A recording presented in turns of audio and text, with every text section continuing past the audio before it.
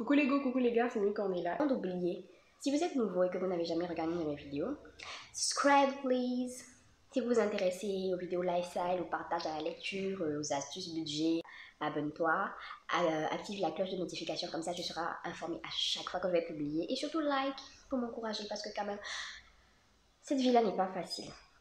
Mais on est dedans parce qu'on aime ça, on aime partager, voilà c'est tout. Donc, je vais poster cette vidéo aujourd'hui samedi parce qu'en fait, je ne suis pas satisfaite de la vidéo que j'ai postée hier. Donc, aujourd'hui, on va parler de pas 5 choses. La précédente vidéo, je parlais de 5 choses, c'était assez structuré, des choses que j'ai retenues de l'année 2020. Mais je vais essayer de faire ça un peu plus free cette fois-ci. Voilà. Une des raisons pour lesquelles je reprends cette vidéo, c'est que la vidéo précédente, déjà, le son n'était pas très bon. Je voulais absolument poster du contenu, comme j'avais dit que j'allais recommencer à le faire. Mais j'étais vraiment pas satisfaite de la vidéo. J'étais comme un zombie. J'étais comme ça parce que je venais de perdre mon chien. Et si vous me connaissez, si vous me suivez sur Instagram, vous êtes un ami, vous savez à quel point ce chien-là, oh, c'était ma mascotte, je l'aimais, je l'aimais, je l'aimais. Donc c'était assez difficile. Mais je voulais forcément poster. Déjà pour commencer, cette année m'a appris à être reconnaissante. C'est vrai, c'est pas l'année que tout le monde attendait. On s'attendait pas du tout à une année pareille. Quand l'année commençait sûrement, chacun avait fait son petit planning. Voilà ce que j'attendais cette année, voilà ce que j'espère avoir cette année et tout. Et bah non. Il y a eu le Covid déjà qui a bouleversé les plans de tout le monde.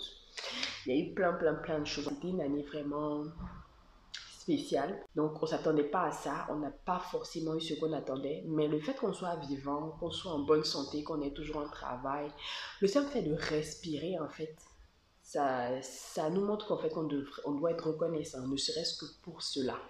Ensuite, je me dis qu'il faudrait quand même qu'on profite en fait de l'instant présent. On ne profite pas assez de l'instant présent. Quand même, en fait, on est un griffe des morts ambulants. Tu parles avec une personne aujourd'hui, demain, après-demain, tu peux apprendre que la personne n'est plus là. C'est peut-être minime, mais le fait d'avoir perdu mon chien, ça m'a fait me rappeler de ça en fait. Il faut profiter de l'instant présent. Il faut chérir l'instant présent. Lorsqu'il était avec moi ici et que je devais le sortir 2 fois par jour et qu'à des moments il commençait à gratter et à dire ah, je veux sortir, sors-moi.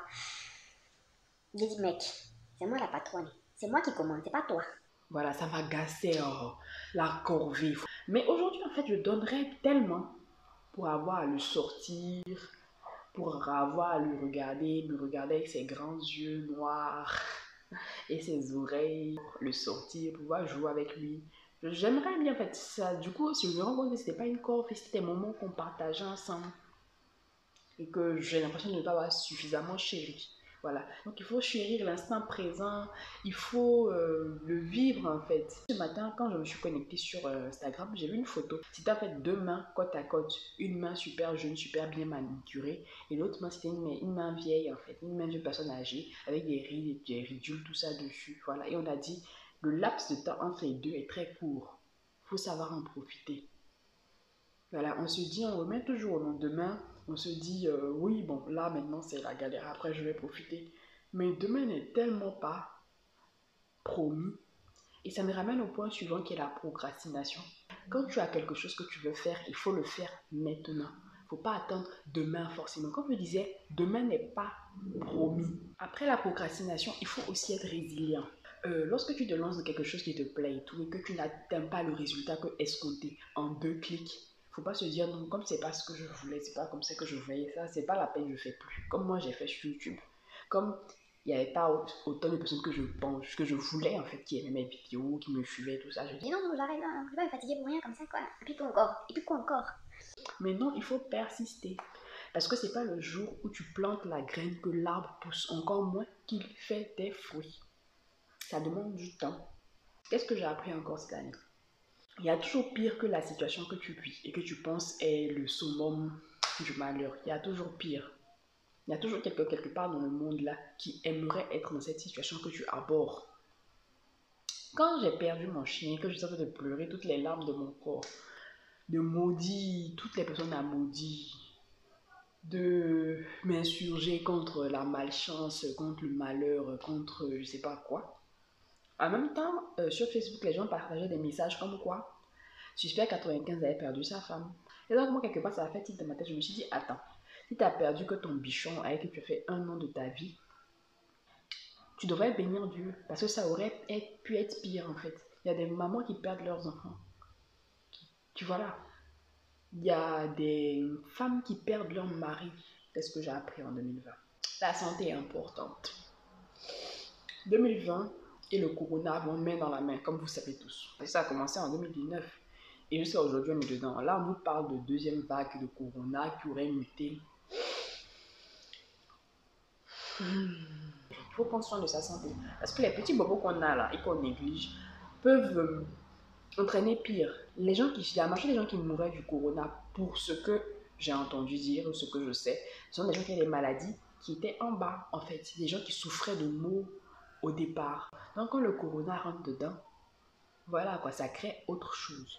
Donc, il faut prendre soin de sa santé parce qu'une santé fragile est une porte ouverte à beaucoup de choses. Qu'est-ce que j'ai appris encore en 2020? La manifestation existe. Je ne sais pas si vous savez ce que c'est que la manifestation. La manifestation, en fait, c'est, comme on dit, la puissance de la pensée positive. Tu attires en fait ce à quoi tu penses et tout ça. Voilà, c'est pas faux, ça existe, franchement, moi j'y crois. Pas au sens de ceux qui disent que tu peux manifester des yeux gris, bien penser fort, j'ai une forme de guitare et puis du jour au lendemain, je deviens Edoti Yao. Non, je crois pas dans ce sens-là. Mais je crois à ça pour certaines choses plus plausibles. Lorsque tu veux vraiment quelque chose, l'univers entier conspire pour te faire atteindre ce but-là. Cette citation est de Paulo Coelho. Je pense que je l'ai déjà dit dans une vidéo précédente sur l'alchimiste. Donc je vais mettre le lien de l'alchimiste. Je vais mettre ça en bas dans la barre de description, c'est comme ça qu'on dit. En tout cas, ça sera en bas. Je vais mettre ça en bas là-bas, le lien pour que vous puissiez regarder cette vidéo-là que j'ai bien aimé faire. C'est un de mes livres préférés de tous les temps. Et manifeste la vie que tu veux. Attire vers toi les événements que tu veux. Toute l'année 2020, on a passé ça dans le mode à se dire Jumanji, étape 2 de Jumanji, tout Jumanji, qu'est-ce qui va venir de pire? Et année 2020 là-haut, c'est pas mieux, on va arrêter en même temps. Vive 2021. 2020 là, vraiment, on sait pas ce qu'on va attendre de ça. Qu'est-ce qui va venir encore le mois prochain? Qu'est-ce qu'il y aura? Effectivement, donc cette année va vous apporter que du malheur. Si des millions de personnes s'entendent pour dire que cette année est Jumanji et que c'est la pire année de l'histoire, elle va pas vous décevoir. Cette année aussi, j'ai retenu que il faut être, comment on dit déjà le mot là?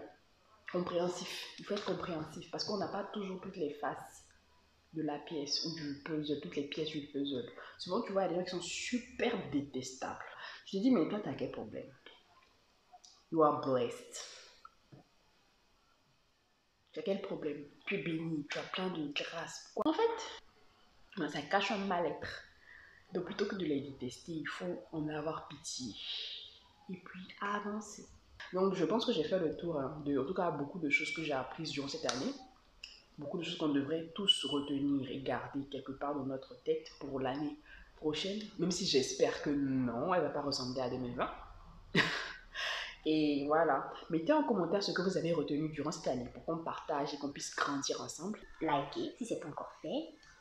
Et puis, activez la cloche de notification si c'est pas fait aussi. Et puis aussi, quoi Subscribe. Et on se voit vendredi prochain. Des bisous.